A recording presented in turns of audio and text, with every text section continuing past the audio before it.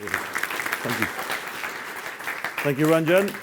Whoa, feels so much different standing up here. Before I get started, I am Diksesh Patel. I'm founder and CEO of Lighthouse Capital Group.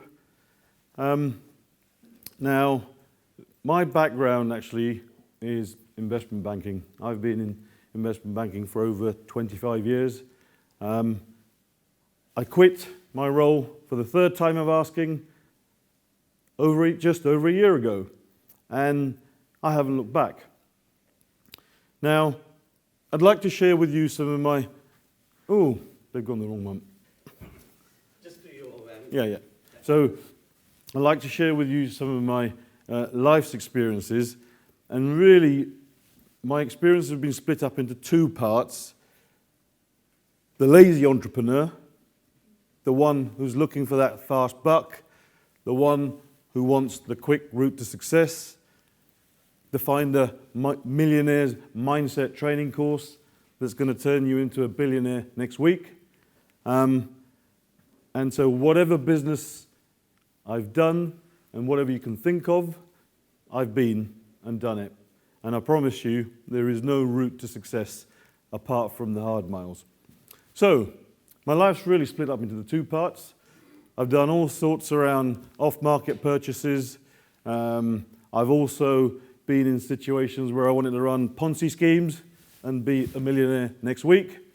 I've run big businesses before that have been very costly. A wife, children nearly left. Everything was disappearing. And I promise you, there were a lot of lessons behind that. And the real key lessons that really come out of it is the last two. Following the crowd. Yeah, don't just take somebody else's word just because they've come to you and suggested this system works, that system works. You've got to be prepared to roll your sleeves up and actually put in the hard miles. The smart entrepreneur. I am a business mentor and a serial entrepreneur. And I say this in a positive way. I'm not actually a property developer. I am a serial entrepreneur. I love the idea of business. I love the idea of scaling business. And that's what keeps me going. How am I going to scale my business? I've also raised private finance for a technology startup, which I'm very proud of. I've got a successful buy-to-let and HMO portfolio. And recently, in the last 3 or 4 years, I am now a full-time property developer. And the biggest successes, which is why we're here today, is the ability to learn how to raise private finance for real deals with real money with ink to paper. So is it okay if I share with you some of my experiences around joint venture partnerships? Yeah? And is that something that you all want to get some real secrets underneath it? Yeah. Let's get going. So, joint ventures. Let's just get a clarity in terms of what this actually means. A joint venture is a transaction or a task or a project between two parties that might bring something to the table, a skill, some money, a property. Yeah? And that's, just to clear it, it's for the life of that transaction, not the relationship. So, for those of you who know me, I spent 25 years in investment banking. I'm a numbers person. Yeah? Sometimes people go, God, every time, Diksesh, can you just look at my numbers? Yeah? Anytime there's some talk about numbers, then I love numbers. I live and breathe by spreadsheets. So I track my numbers, and I implore you to track your numbers as well. So, my joint venture journey, when it started, I didn't really have a huge amount of time. So why would you want to get into a joint venture? No time, no money. Perhaps you don't have the deal. Perhaps there's even a scenario where you've got no expertise. An architect, a planning consultant, a lawyer, all these things require subject matter expertise. Perhaps there's a scenario where you don't have the credibility to raise the finance. You go to a bank and you need to borrow X million for a development site. A lot of these things take time, energy, and skill to get yourself to the next level. Now, the opposite is also true. Maybe you have time, money, and you've got the site. Potentially, you've got the credibility as well. And the key part is surrounding yourself with experts, because you cannot do this business on your own. When you went into your first role, did you learn how to do your job straight away? Perhaps you found somebody to help you to take you to the next level. Now, everything around joint ventures, for me, is about bringing the right people into your business. And so when it comes to numbers, I like to track how much funds I've been raising. Now, I started my joint venture journey back in 2014, and it was really tough. I was going to do a £2.7 million deal with £50,000. Didn't get very far. It didn't get any easier in year 2. There were so many times when I nearly gave up. I thought, you know what, 9 to 5, well, it wasn't 9 to 5, 7 to 7, as some of my banking friends will know. It was tough. I must have given up, dozens of times, and I thought, I'm just going to go back to my day job. The real breakthrough came in 2016 when a chance conversation with my accountant, where I was tearing my hair out for a deal. I just wanted him to know, look, does this number stack up? Because nobody wants to put any money in this. And guess who put the money in? He did. Yeah? So joint ventures aren't necessarily immediately obvious to us. From that, I've never really turned back, because that's just given me the credibility and the booster to take it to the next level. Now, these numbers aren't here to impress you. They're to impress upon you that raising private finance is serious business. It takes time to build relationships, and you have to nurture them. So in 2018, when it comes to the pipeline of funding available, a lot of people think that this happened in 2018. But we know differently. That's the hard miles that go through. Like to learn how to do that? No? In the right room? Oh, fantastic. So, these are companies, partners in my power team. So they could be architects, planning consultants. Most of you know my in-house development company, PPS, and we've currently got 3 in-flight projects. We also have other development partners for some familiar brands that you recognize, Eastgate and London Central Developments. Now, this particular slide is there to give you a couple of little hints and tips. My planning consultant, great site finder. Potential joint venture partner. It doesn't necessarily have to just be all about money. Yeah? Funding. There are plenty of fund managers out there, wealth managers, who we partner up with. My broker has put me in touch with plenty of referrals. So, joint ventures are not purely just about the money. Joint ventures are about bringing skills, expertise in your power team together to be able to collaborate. So, what's your value stack? Now, the value stack really is split up into 3 parts. There are 3 real main parties involved in a deal. Let's talk about this. A developer. Yeah? What can they add as part of the value stack? Perhaps you need to find the site. Perhaps you haven't got the money. You go to a commercial agent and they don't look you in the eye and say, well, Diksesh, you're not serious enough. Project scheme maximization. Now, that requires real skill, real expertise. Can I get 6 flats? Can I get 20 flats? If you don't know the end game, how will you know whether the deal is profitable? Debt. you have to know how to raise debt. Developers have to put personal guarantees and collateral behind their whole debt stack. If you've got no money, you've got no collateral, how are you going to raise debt? Perhaps you'd like to partner with a developer. Delivery.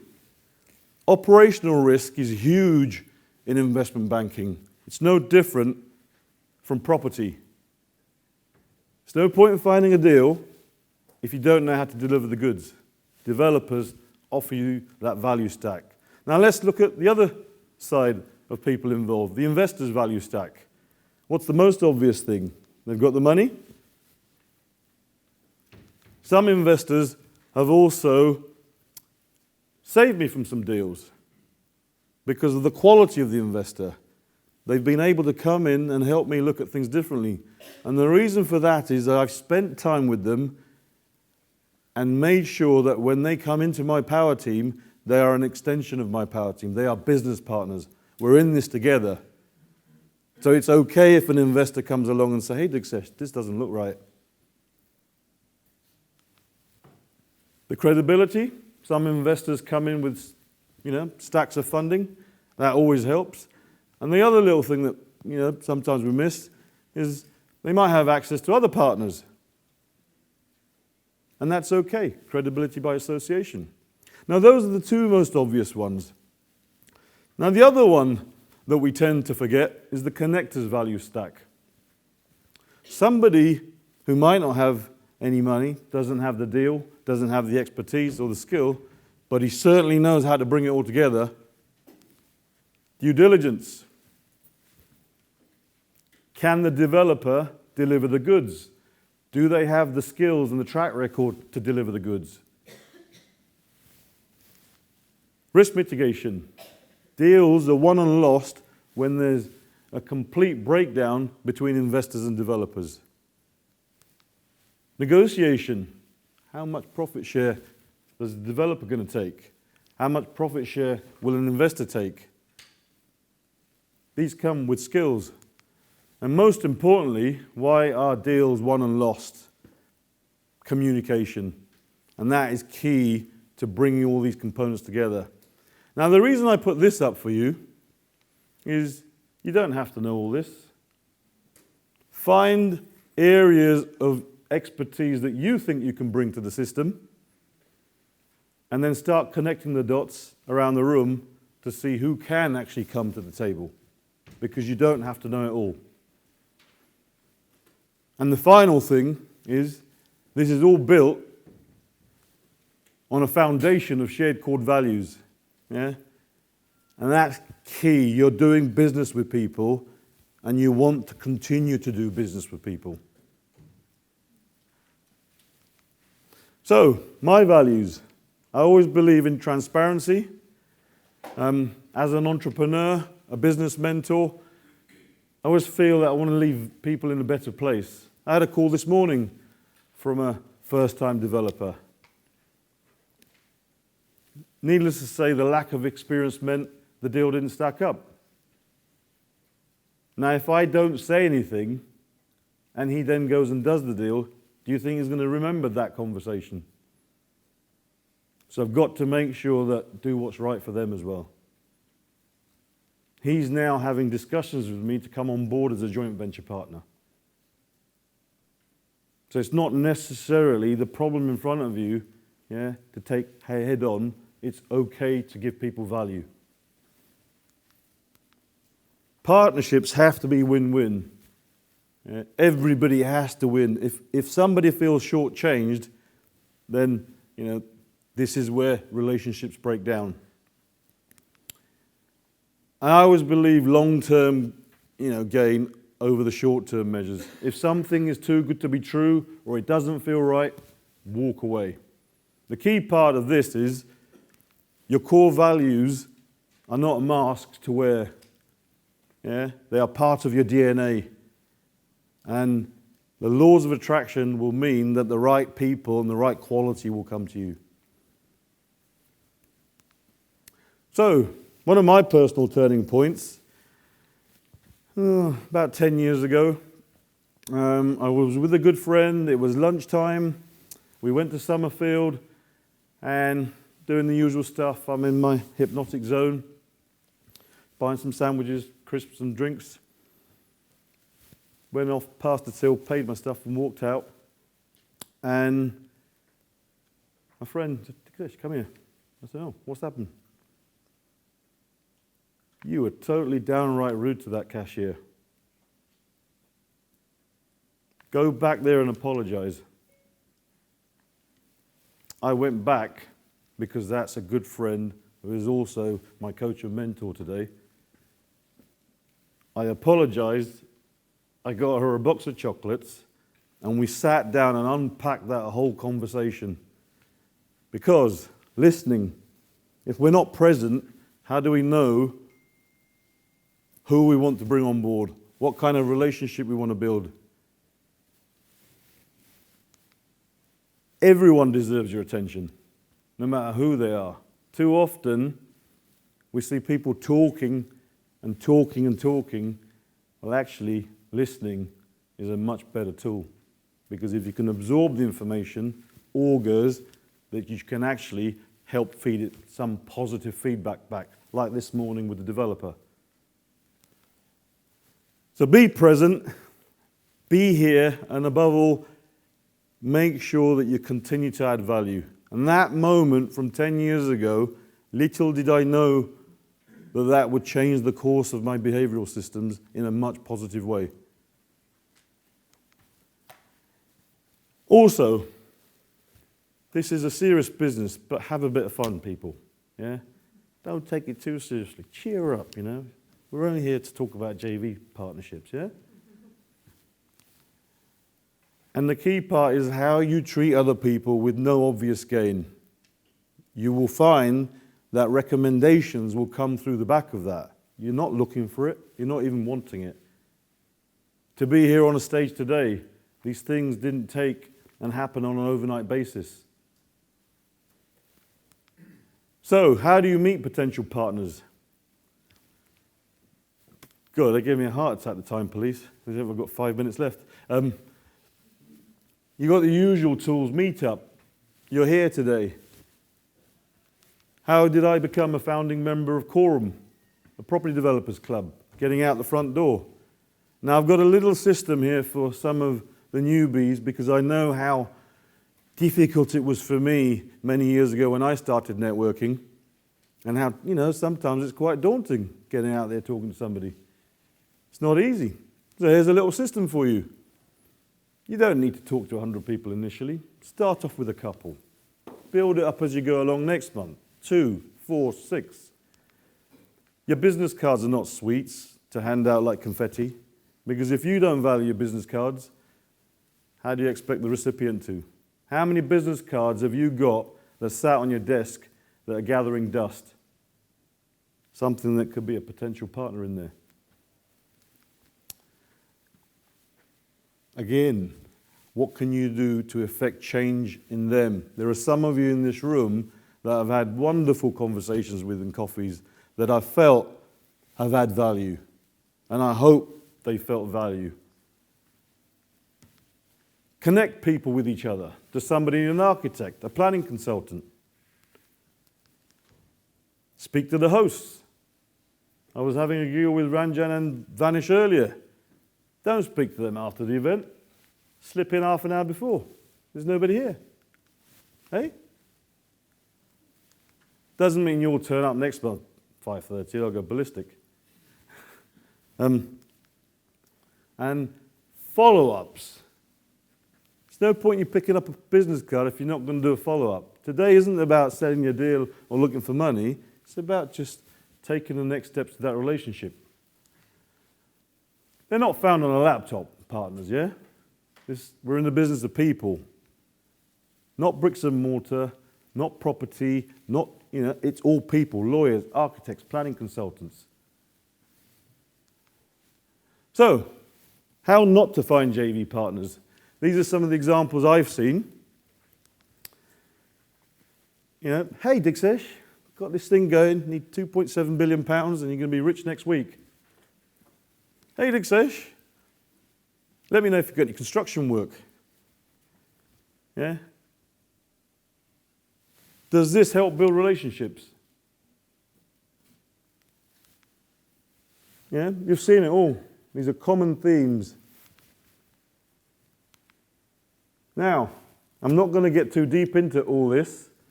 A lot of this also flouts FCA regulation PS 13.3, but this is not for that. If I posted this to you today, what's the likelihood that I've built the relationship that you're actually going to do business with me? Probably nil. How not to find JV partners. So, one of the bastions of relationship building, courting, boy-girl, girl-boy, boy-boy, girl-girl, who knows, right? Oh. Business and relationship building and joint venture partners is no different from the age-old concept of relationship building. Courting, we spend a lot of time with investors going through case studies. I need to know that when it's time to press that green button, when we exchange contracts, do I trust you to pull out the stops? Can I trust you to understand the risks? Plan A, Plan B, Plan C. Yeah? Shareholders agreements, JV agreements. Then I might talk about engagement. Then we might talk about a specific live case study. And of course, you might end up getting married. Now, what happens if you get married too quickly? You're going to end up in an ugly divorce. All takes time. So how do we move from transaction to relationship? You'll know a couple of big brands. eBay, typically buy now, auction, very transaction driven. Very few times I've been back to eBay to bid for the same thing. Amazon, very relationship, yeah? Number of times I've given things back. The systems and the ecosystem they've got to want to keep my business. Fantastic. So, WeFM and WeFT, what's in it for me and what's in it for them? Everything on the left-hand side talks about me, my, time, money. Where is the center of focus in that terminology? What's in it for them? Risk appetite, money, funding. Yeah? You see a common theme. So which side do you think is the better? Yeah? My left-hand side. Because you're looking to figure out what's in it for the other person before you figure out what's in it for you. So, what about the downside? If things overrun from a project perspective, cost overruns, time overrun, market downturn, the cost of funding increases, sales price not achieved, plans B, plan C, what are you going to do about it? These are things that you've got to talk through with investors before they even drop a penny. Now, joint necessarily doesn't really mean equal in this whole scenario because many people will bring different facets of expertise to the business. Who's taking the risks? Money. Expertise. These are the things that we've discussed already. Who's putting the effort? Alternatives. But don't be greedy. It's okay to take a smaller piece of a bigger pie than a bigger piece of your ego. The purpose of SPVs. Now, joint ventures typically, for me, are wrapped up in special purpose vehicles. And why do this? Yeah, they're pretty straightforward. It's set in stone. You'll have an agreement, shareholders agreement. You're able to ring fence assets within an SPV to avoid any outside influences. Yeah, again, take advice from an accountant on this. And this is something that should be part of of everybody's joint venture journey. Now, negotiating and renegotiating. It's not a tug of war. Yeah? The sale, when an investor comes to us and they drop a penny, it's because I've spent time in the courting, in the engagement phase. All takes time. Understand everybody's needs. What's in it for them? What are they willing to move on? What about the variables? Will they take less? Will they take more? Do I need to offer them a guarantee? Look and look to change any variables that can work for either party. The last one's important for me. If it doesn't stack up, it doesn't feel right, usually your gut feeling is more right than wrong. Walk away. So, in summary, what's your value stack? Maybe you've got the deal. Maybe you've got the funding. Maybe you're a fantastic connector. Maybe you're really downright good at relationship building. Where do you see yourself sitting in the value stack? What value do you think you can add to somebody else's business? Where's the gap analysis? Where do you think somebody has some of these skills? I know plenty of people in this room that fit into many of these channels that have helped me as well grow as an entrepreneur. And this, ladies and gentlemen, is where the essence of joint ventures begins. What value can you add to the stack? Thank you.